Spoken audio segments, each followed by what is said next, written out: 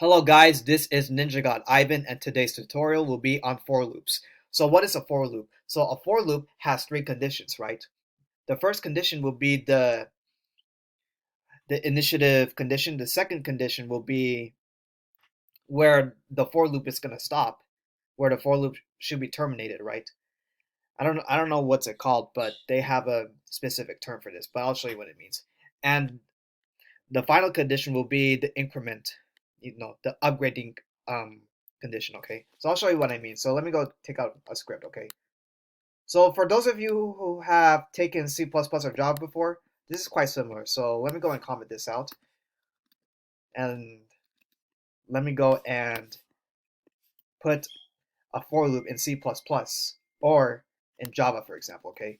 So in C++ or Java, so a for loop will look like this. So for int I equal to 0, and then I is less than n, and then I plus plus, right?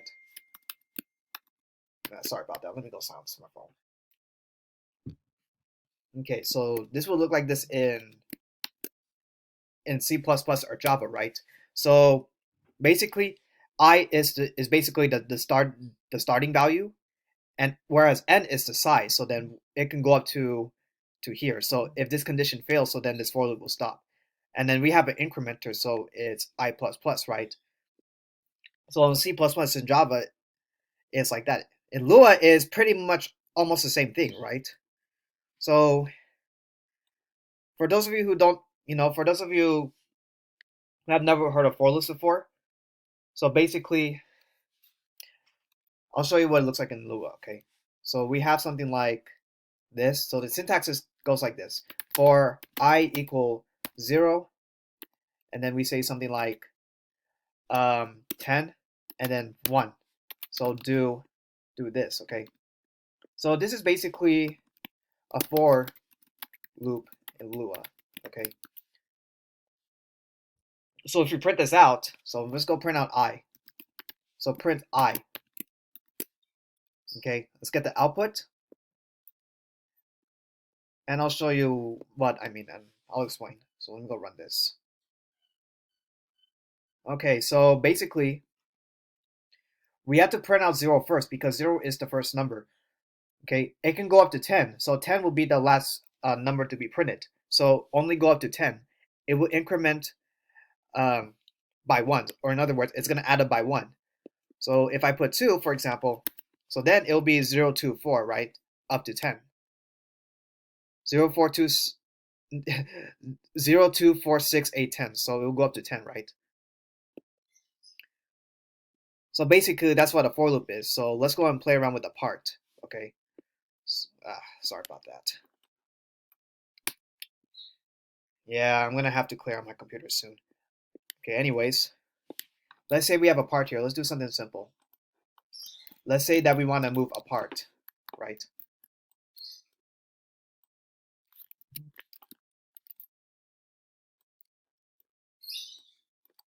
So then let me go and customize it a bit. Just for fun. Okay, so we have our neon part here. So I'm gonna go put a script inside. So insert a script. Okay. Okay, I'm gonna get access to the parent, which is this one here. So we're gonna use a for loop. So basically we're gonna have it move by 10 studs. Okay. Okay, so we go here for I equal to 0, and then we say 10, and then 1, do the following. Okay. So basically, all we need to do is this. So we have to say part.position equals vector3 dot int.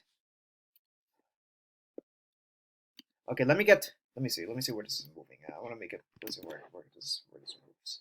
So it's moving along the z axis. Okay, so I'm just going to say x equals part.position dot x, and then y equals part dot position dot y. Okay. So then we have I here. Okay. So okay. So we have x, y, and then we have I. Okay, let me go fix this. Actually, no. We have z. Yeah, we have z. Yeah, let's go get z instead. So then we're gonna go and update z.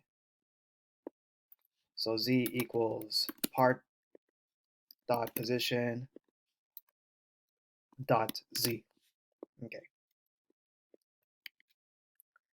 So then we're gonna have to move. We're gonna have to move this. Okay. So I can do something like this. So z equals z plus 1. Okay. So if I run this, okay, wait, no. Have it wait for a second. Okay, let's see if this works.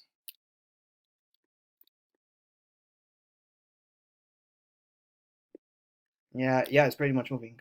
Okay, let me make it go faster. So it's moving. So basically, it should stop at 31. So if I run this, so it stops at 31. Okay, so this is basically one way you can do it, right? So then you don't have to. Yeah, you really don't need to use a while loop. But this is, I say that this is not really the best way you you can use to move apart, but because you have to use extra variables, so you have I here. Basically, you have I, which is responsible for stopping at 10 and it increments at 1, right? So basically, it goes up by one stud. So it went from 21 up to 31, right? So then if you wanted to move up by 2, so then change you're gonna have to change I and you had to change C. So then they both had to equal the same thing, right? Okay. So then if you run this, so now it moves up hella fast. Okay. So I mean, it doesn't matter where you put it. So now if I just put it here and then I run it, it'll be the same thing. So there. Okay. But in my opinion, guys, I don't think that a for loop would be the best asset for you to move the parts, because eventually you're gonna have to keep updating I and Z because you have to use an extra variable for this. So in my opinion, I suggest you guys use a while loop instead, But you can guys use a for loop if you wish to, right? So yeah, for loop is pretty much cleaner, but then I prefer the while loop better. Okay, so let's go talk about for loops again. So so basically we have I equals 0. Okay, so it means we have to start with 0, go up by 2 until it hits 10, then stop. Okay, so we have the initiator, the incrementer, and then we have this condition where it's gonna stop the for loop if it meets this condition, right? I mean, if it doesn't meet that condition, or if it doesn't go up to here. So if it goes up to 10 in this case, if it goes up to 10, then it'll stop. Okay, so that's basically what a for loop looks like in here, right? All right, guys. Thank you for watching this video. Hopefully this video helps you. If you guys are confused with what I'm explaining in this video, comment down below. Okay, I may not be the best person to explain this, but hopefully you guys understand what I'm trying to tell you. Okay. All right, guys. I'll catch you guys later. Make sure you guys rate, comment, and subscribe. Okay. Have any questions? Just remember, comment down below. Okay. I'll try my best to answer. Right. Peace, y'all.